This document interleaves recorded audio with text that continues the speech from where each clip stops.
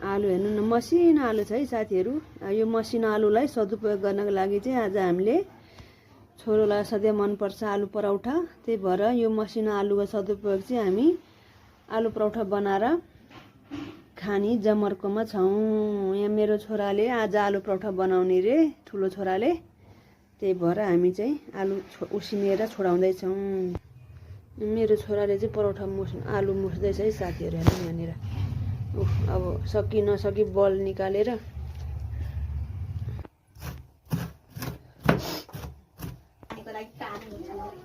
अचार गोलभेडाको किमा आलुको पराठा बनाउनु लागे। मेरो सानो छोराले पराठा पकाउँदैछ है गाइस।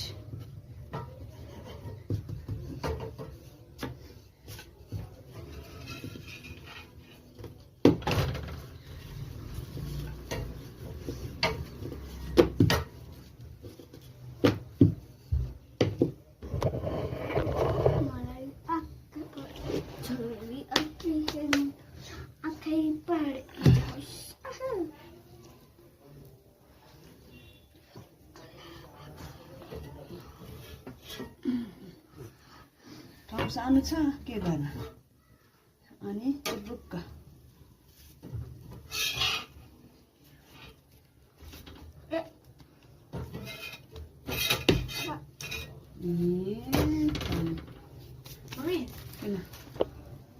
दामी दामी दामी कता हो हामी।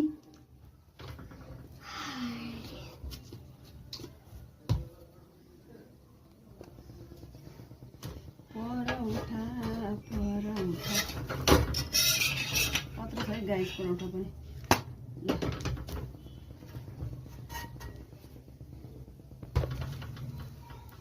स्टार्ट भइसक्यो।